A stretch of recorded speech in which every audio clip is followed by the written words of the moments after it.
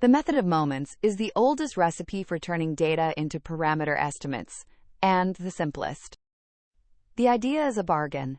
Match what you see to what the model predicts.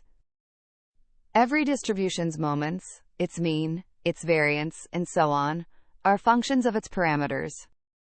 The sample hands you empirical versions of those same moments, the sample mean, the sample second moment. Since the empirical moments estimate the true ones, you simply set them equal. The recipe is mechanical.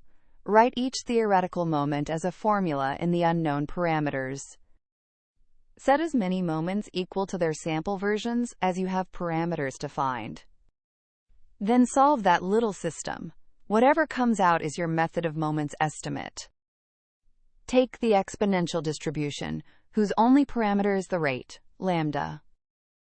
Its theoretical mean is 1 over lambda.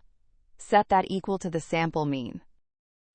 Solve, and the estimate is simply 1 divided by the sample average, beautifully direct.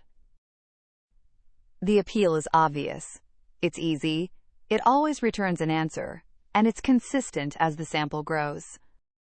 The cost is that it can be inefficient and can even give impossible values, a negative variance, or a probability above 1. So it's often the perfect starting guess, later refined by a sharper method. Method of moments. Equate the sample moments to the theoretical moments, then solve. Simple and consistent, if not always the most precise. Next, the gold standard that usually is maximum likelihood.